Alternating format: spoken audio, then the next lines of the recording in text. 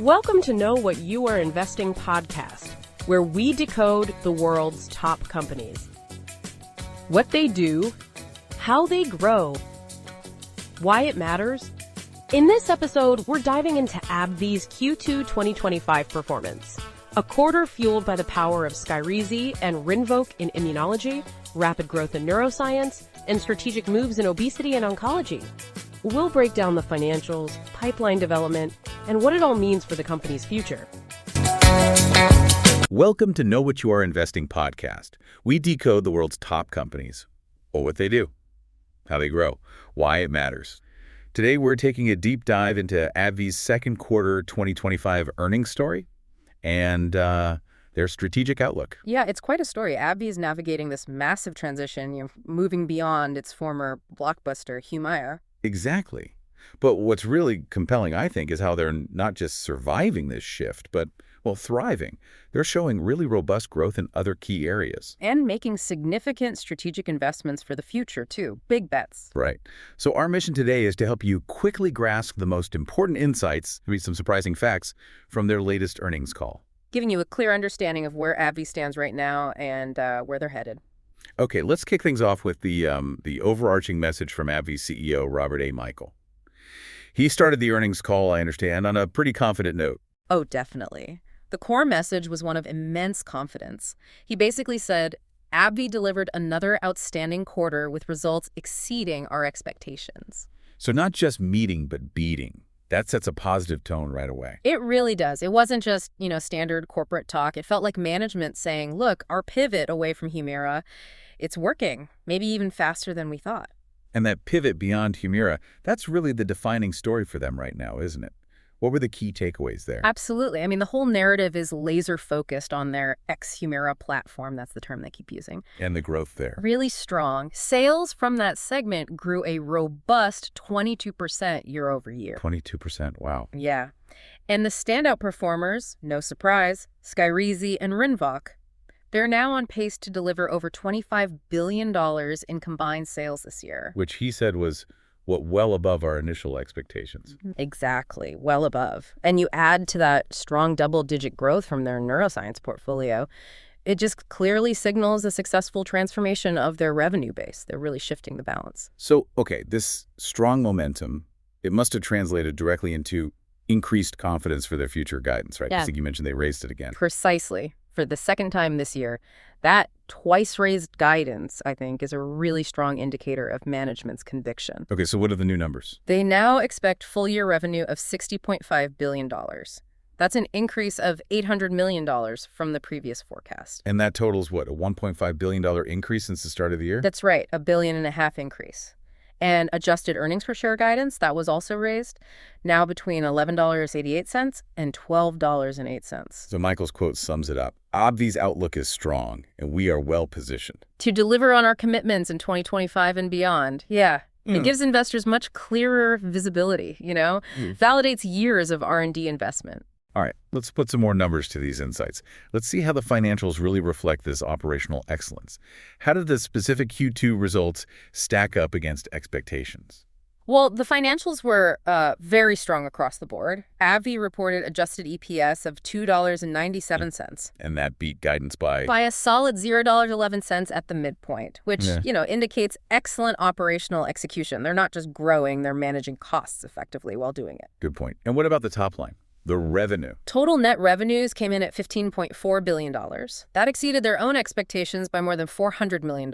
And that represents operational growth of 6.5% year over year. Yeah. So you've got this top-line beat coupled with the EPS beat. It really underscores the strength and, importantly, the diversification of their portfolio. It's not just one drug anymore. Right. And beyond those headline numbers, what about things like margin performance? What does that tell us about the underlying health of the business? Yeah, the margins point to very strong operational health. The adjusted gross margin was 84.4% of sales. Pretty high. 84.4%. Okay. Adjusted R&D expense was 13.7%, and adjusted SG&A was 21%. So R&D still significant, but SG&A looks well managed. Exactly. And their adjusted operating margin ratio hit 34.3% of sales. That's even after accounting for an unfavorable impact from acquired IP R&D expense. Right, that's the in-process research and development, like a non-cash hit from buying new drug potential. Correct. So even with that investment drag, hitting over 44% operating margin shows they can maintain high profitability while still investing heavily in the future. It really paints a picture of a robust, well-managed company. Okay, let's pivot now to the powerhouse duo driving so much of this growth. Skyrizi and Rinvoq, we heard they're on track for that massive $25 billion plus combined this year.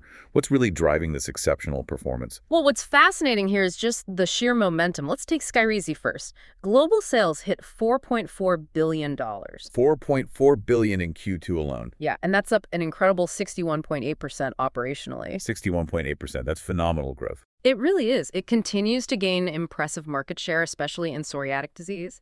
It holds clear leadership in the U.S. for psoriasis across all lines of therapy. And how's it doing in IBD, inflammatory bowel disease? That's a major focus area for them, right? Huge focus. In IBD, Skyrizi is capturing more than 1/3 of new or switching patients in Crohn's disease. A third of the market switching. Wow. And nearly 20% in ulcerative colitis.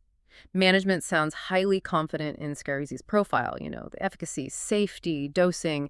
They keep highlighting their head-to-head trial data showing clear differentiation. So they feel they have a competitive edge there. They definitely do. They see substantial opportunity for continued total share gain across all of Skyrizi's indications over time, especially since the IBD launches are still relatively early in their trajectory. Okay, so what about Rinvoq? How is it complementing Skyrizi within this immunology powerhouse? Rinvoq's also showing outstanding growth. Global sales hit $2 billion in the quarter. $2 billion? And the growth rate? Up 41.2% operationally. Also very strong. Its uptake in IBD is excellent, second only to Skyrizi among branded meds for in-play patient share in both UC and Crohn's. So together, they're really dominating that IBD space. Pretty much. The company said Skyrizi and Rinvoq together are capturing 1 out of every 2 in-play Crohn's disease patients and 1 out of every 3 in-play UC patients in the U.S. That's a very strong combined leadership position. And Rinvoq's not just staying in IBD and rheumatology, it's expanding its reach into new areas too, correct? Yes, absolutely. That's another key part of the story. Its global launch in giant cell arteritis, or GCA, is seeing excellent progress. That's its 6th rheumatology indication. Okay, 6th indication there. But what about outside rheumatology? Even more impressively, AbbVie announced really impressive phase 3 results in alopecia areata. Hair loss, right. The autoimmune kind. Exactly. A chronic autoimmune disease affects nearly 2 million diagnosed patients globally. The data showed statistically significant hair regrowth. Get this, 54% of patients in the 30 milligram group achieved 80% or more scalp hair coverage. 54% got 80% coverage. Those are really good results. They called them truly transformative results. And they noted it compares very favorably to efficacy shown in trials for other JAK inhibitors. So potential best in class. Potentially. And this next wave of diseases, alopecia areata, plus others like vitiligo, hidradenitis suppurativa, and lupus, they expect this group to add about $2 billion to Rinvoq's peak year sales. $2 billion just from these new indications. Okay, so this phenomenal growth from Skyrizi and Rinvoq, Right. it leads us back to the big picture. How does it impact that ongoing transition away from HUMIRA? Well, it's cushioning the blow significantly. HUMIRA global sales were down 58.2% operationally, just over $1.1 billion now for the quarter. 58% down. That's a steep drop, reflecting the biosimilar competition. Definitely. And AbbVie anticipates that HUMIRA access in the U.S. will keep decreasing through the second half of this year as more insurance plans select these exclusionary formularies. So the pressure continues. It does, but management expects the real impact of the tail, as they put it, will be when HUMIRA no longer poses a meaningful headwind to our overall growth. Yeah. They're targeting the 2026 timeframe for that. So 2026 is when they hope the growth elsewhere fully absorbs the HUMIRA decline. Exactly. The success of Skyrizi and Rinvoq is absolutely crucial in making that happen, allowing AbbVie to navigate this really unprecedented portfolio shift. Okay, let's turn to another really significant growth engine for AbbVie. Neuroscience. You mentioned it earlier. It's rapidly becoming a major pillar. What's the story here? It really is. Neuroscience is now AbbVie's second largest therapeutic area. It delivered about $2.7 billion in total revenues in Q2. $2.7 billion. And the growth. Up a substantial 24% on an operational basis. 24% growth. That's massive for a segment that large. It is, and this exceptional performance is driven by continued double-digit operational growth across its key products, especially in areas like psychiatry and migraine. Which specific products are really standing out within that 24% growth? Well, you have established products like Vraylar and Biotech's Therapeutic, both growing steadily in the double digits, 16% and 14% respectively. Solid contributors. Very solid. But the real, explosive growth story here is their migraine franchise. AbbVie global sales were up 47.2% to $338 million. 47% for AbbVie. Okay, and then QULIPTA. Global revenue soared an astonishing 76.9% to $267 million. 77% growth for QULIPTA. Wow, that's cementing their leadership in migraine pretty quickly. No question about it. And didn't QULIPTA also have some significant clinical news recently? Something that might boost it even further? It did, yes, and it definitely strengthens its position. They announced positive results from a head-to-head study called TEMPLE. It compared QULIPTA to topiramate for migraine prevention. Topiramate is a common older drug, yeah. Exactly, and the study showed QULIPTA had significantly fewer treatment discontinuations because of side effects and a greater reduction in migraine days. So better tolerated and more effective. Essentially, yes. That kind of data really supports earlier adoption of QULIPTA in the preventative space. Makes it a more attractive choice for both patients and doctors. We also heard about impressive early performance from VYALEV for Parkinson's disease. Yes. VYALEV's global launch seems to be off to an excellent start. Total sales were $98 million. $98 million already, and sequentially. Up 56% from Q1. So, really strong ramp up. Feedback from movement disorder specialists has apparently been overwhelmingly positive. That's good to hear. And uptake in international markets has exceeded their expectations. AbbVie believes their emerging Parkinson's portfolio, VYALEV, Duodopa, and the upcoming tavapadon has the collective potential to be a multi-billion-dollar opportunity long-term. Okay, so given this really explosive growth in neuroscience, 24% overall, where does AbbVie see this segment going? What's the strategic vision? Well, they have a pretty bold vision, actually. They expect to be the largest neuroscience company in the industry by next year. The largest by next year. That's what they said. They are fully investing in this area, recognizing it's their fastest growing portfolio right now. So the goal is leadership across the board. Psychiatry, migraine. Maintain leadership there, yes. And establish leadership in Parkinson's. Plus, drive advancements in Alzheimer's treatment. They confirmed the growth is primarily volume-driven too, which highlights strong underlying demand. They're clearly putting serious capital behind that ambition. Okay, next up, let's look at a couple of other key segments, starting with oncology. What was the performance picture there in Q2? Oncology delivered total revenues of nearly $1.7 billion, so still a significant contributor. And within that, VENCLEXTA. VENCLEXTA global revenues were up 8.3% operationally to $691 million. That reflects strong demand in CLL chronic lymphocytic leukemia. Right, where combination use is becoming more standard. Exactly. Combination use with BTK inhibitors is emerging as a preferred fixed-duration treatment option. And what about IMBRUVICA? That one's faced some competitive pressures, hasn't it? It has. IMBRUVICA global sales were down 9.5% to $754 million. That reflects those continued competitive dynamics in CLL. So still declining. Still declining, yes. But interestingly, this was partially offset by higher persistency rates for existing patients. Meaning patients already on it are staying on it longer. Correct.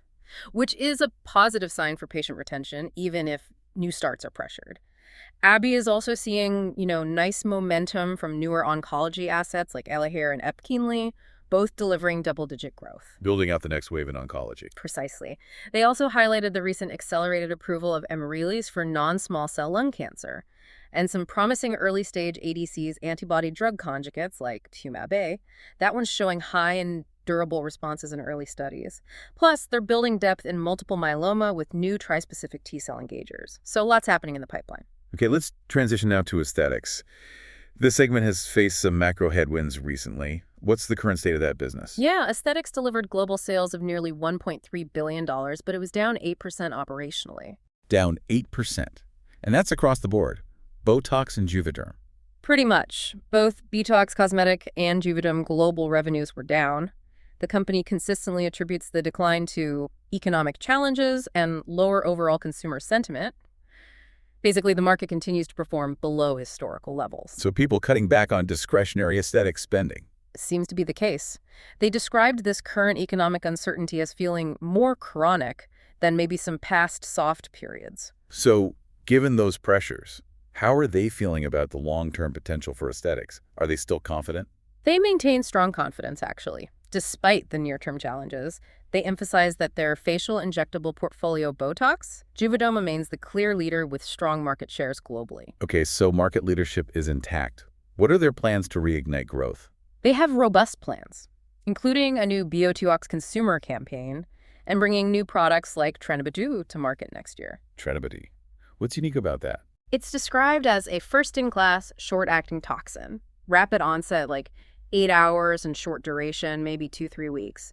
They believe it has the potential to be an important catalyst for new patient activation. Maybe people hesitant about longer-lasting effects. Interesting angle. A starter toxin almost? Kind of. And they even envision potentially co-administering it with Botox, which they think could, quote, restate the whole market. Interesting thought. And what about the impact of GLP-1 weight loss drugs? Is that hurting aesthetics? Surprisingly, they see the GLP-1 impact as net neutral on aesthetics. That was an interesting point. Net neutral, okay. So overall, AbbVie believes that with low market penetration rates still and their leadership position, they are very well positioned for growth over the long term in the aesthetics category once economic conditions eventually improve. All right, let's explore the strategic moves AbbVie is making for the future. Beyond their current blockbusters, how are they actively shaping their pipeline? What kind of business development are they doing? Well, they've been incredibly active on the BD front, executing more than 30 business development transactions since the beginning of last year. 30 deals since early 2024. That's a lot. It really is. It's a clear indicator of just how proactive their strategy is to secure future growth drivers. And one big new area they've officially entered now is obesity, right? That was a significant move. Yes, a very significant strategic move. They closed an agreement with a company called Gubra for a long-acting amylin analog, ABBV-295, specifically for obesity treatment. Amylin analog. Yeah. That's a different mechanism than GLP-1s. Different mechanism, yes. And early interim phase 1 results sound positive, well-tolerated with dose-dependent weight loss. This marks AbbVie's official entry into the massive obesity field. And their angle here is leveraging their existing infrastructure. Exactly. They plan to build on this initial entry with more BD, recognizing that their existing global aesthetics commercial footprint could be, as they put it, uniquely positioned to sell obesity drugs in the future. That's a surprisingly clever synergy using the aesthetics sales force. It is. And they're not just looking for any obesity drug. They're open to exploring combination therapies, things that address muscle and bone loss alongside weight loss, things that drive long-term durability. Shows a nuanced approach. What about strategic additions to their core immunology pipeline? Any big moves there? Yes, a couple of notable ones. They announced the planned acquisition of Capstan Therapeutics. This gives them an in vivo CAR-RT platform. In vivo CAR-T. How's that different? It's a potentially game-changing approach. The idea is to reprogram a patient's own immune cells inside the body to fight disease, instead of taking them out, modifying them, and putting them back in. So much less complex for the patient. Potentially, yes. They see it as a transformative new treatment modality to reset the immune system for autoimmune diseases, possibly without needing the harsh lymphoablating chemotherapy used in traditional CAR-T. Huge potential if that works. Yeah. Anything else in immunology? They also in-licensed ISB 2001, a novel trispecific antibody for multiple myeloma and autoimmune diseases, and they're exploring combination therapies like testing lutikizumab combined with Skyrizi in Crohn's disease. And on the neuroscience front, particularly for Alzheimer's, what's happening there? They're advancing their efforts with something called the Aliada technology. It's a monoclonal antibody targeting a specific form of amyloid, pyroglutamate amyloid. Okay, targeting amyloid, but what's special about Aliada? It uses blood-brain barrier crossing technology to enhance penetration into the central nervous system. Getting drugs effectively into the brain is a huge challenge in Alzheimer's. Right, so better delivery. That's the goal. Yeah. They're focused on getting this next-gen asset into subcutaneous delivery for patients next year, hoping to show a favorable impact on cognition. And finally, we also heard about that massive investment in U.S. manufacturing. Why such extensive capital deployment there? What's the strategy? Yeah, this is an important strategic move. AbbVie plans to invest more than $10 billion of capital in the U.S. over the next decade. $10 billion. That's a huge commitment. It is. On one level, it supports the projected volume growth they expect across their portfolio, especially with expansion into new areas like obesity. But There's crucially, another reason. yes, it also serves as a strategic move for tariff insulation. Ah, mitigating potential future trade risks. Exactly. The plan includes adding 4 new sites to their U.S. network covering API, peptides, drug product, devices.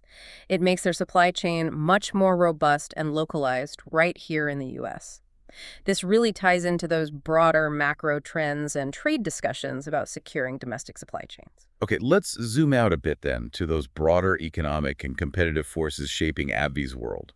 First, how is the Inflation Reduction Act, the IRA, impacting them now? Any changes? Actually, yes, there's been a notable positive change for them recently. Oh, what happened? The IRA's orphan drug exemption was expanded. So now, drugs that have more than one orphan designation are exempt from the IRA price negotiations. And that helps AbbVie specifically how? It's a direct benefit for their cancer therapy, QULIPTA. It has multiple orphan designations. It was previously expected to be subject to negotiation, but now it's not. So that removes a significant pricing risk for VYALEV. Exactly.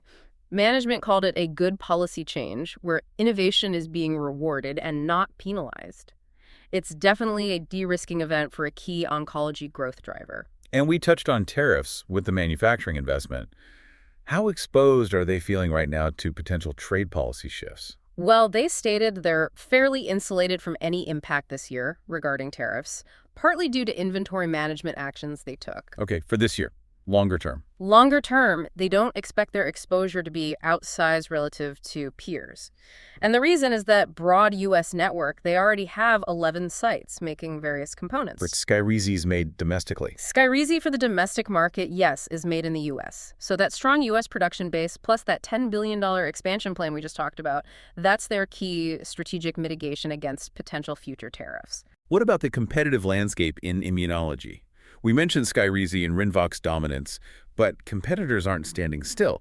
J&J's TREM-FYA, another IL-23, is entering the IBD market. How did AbbVie address that? Yeah, they addressed those IL-23 competitive dynamics with quite a bit of confidence. Management basically said there's plenty of headroom in the IBD market for everyone. Meaning the market's big enough. Big enough and still relatively underpenetrated by these newer mechanisms. They pointed out that the launches of IL-23s, including their own Skyrizi and now TREM-FYA, are still pretty new in IBD. They only have single-digit patient share capture so far. So it's early days still in IBD for this class. Very early days. They drew a parallel to psoriasis from years ago, where IL-23s started slow but now hold something like 60% of the entire market. So they're confident Skyrizi will continue to perform very, very well relative to the peers in the IL-23 category, even with new competition. And finally, just circling back to managing that ongoing biosimilar pressure on HUMIRA, what's the latest thinking there? Well, despite that big 58% operational decline we talked about, they are actively managing the transition. They reiterated that U.S. HUMIRA access will likely continue to decrease throughout the second half of this year as more plans adopt those exclusionary formularies for existing patients. So acknowledging the erosion might even be faster than initially thought. They seem to acknowledge that possibility, yes, but their core strategy remains unchanged. Rely on the really robust growth of Skyrizi and Rinvoq to offset that headwind. And again, aiming for that 2026 timeframe where HUMIRA is no longer a meaningful drag on overall corporate growth. Okay, so wrapping things up, what does this all mean for the immediate future? What's the outlook for Q3 and beyond, and what were analysts really digging into during the Q&A? Well, for Q3 specifically, AbbVie anticipates net revenues of approximately $15.5 billion. $15.5 billion, so slightly up from Q2? Slightly up, yeah. And adjusted earnings per share between $3.24 and $3.28. This implies, continued strong performance and momentum carrying into the second half, reinforcing that raised full-year guidance we discussed. And during the Q&A session on the call, analysts were obviously drilling down. What were some of the recurring themes, the key areas they wanted more clarity on? Yeah, analysts were definitely keen to understand a few critical dimensions of the story going forward. One big one was HUMIRA access. Still trying to gauge the exact trajectory of that decline. Exactly. How continued biosimilar pressure would impact future sales, what shifts they were seeing in patient behavior, maybe patients moving directly to Skyrizi or Rinvoq from HUMIRA. And I bet their new obesity strategy was a hot topic, too. Oh, absolutely. Analyst really pressed on how AbbVie plans to leverage that existing aesthetics footprint for future obesity drug sales. And whether they'd buy more assets. Right. Their openness to adding more assets to the obesity R&D portfolio. They were looking for hints about finding differentiated molecules, things addressing tolerability, dosing, maybe muscle and bone loss. Given those impressive Q2 numbers, I assume neuroscience momentum also came up quite a bit. It did. Analysts wanted more color on the drivers behind that really robust neuroscience growth. Was it mostly volume? Was pricing a factor? Strategic investments? And the answer was mainly volume. Management confirmed it's largely volume-driven, yes. And they highlighted the significant ongoing investments they're making to fuel that segment toward potentially becoming the industry's largest neuroscience player. And finally, more on Rinvoq indications and future business development. Yes, that came up too. This raised an important question for analysts about how the commercial opportunity for new indications, like that alopecia areata data, would impact Rinvoq's peak sales projections. And AbbVie confirmed the $2 billion potential uplift. They confirmed that the next wave of indications could indeed add approximately $2 billion to Rinvoq's peak sales potential. They also reiterated their BD strategy, focusing on early to mid-stage assets that can drive growth in the next decade and beyond, using their financial flexibility for both internal R&D and external innovation. So these questions really show that while AbbVie's executing incredibly well right now, the market's already looking years down the line, right? Trying to map out the next major growth engine after Skyrizi and Rinvoq mature. That's exactly right. The focus is shifting to the sustainability of growth long term. So despite those current economic headwinds we talked about, particularly hitting aesthetics, and the undeniable ongoing biosimilar pressures on HUMIRA, AbbVie isn't just navigating this period. It feels like they're truly transforming their portfolio. I think that's fair to say. It's a major transformation. And maybe consider this. How could these strategic investments they're making in next-gen platforms like that in vivo CAR-T or novel obesity treatments, how could those, coupled with the phenomenal performance of Skyrizi and Rinvoq, potentially redefine what a pharmaceutical giant even looks like in this post-blockbuster era? It's a fascinating strategic pivot to watch unfold. Thanks for listening to Know What You Are Investing podcast, where we decode the world's top companies, What they do, how they grow, why it matters. Thanks for listening to Know What You Are Investing podcast, where we decode the world's top companies, what they do, how they grow, why it matters. Today's breakdown of AbbVie's Q2 2025 showed us how the company is navigating post-HUMIRA challenges, accelerating immunology, and expanding its neuroscience and oncology presence. Stay tuned as we continue to explore the companies shaping the future of healthcare and beyond.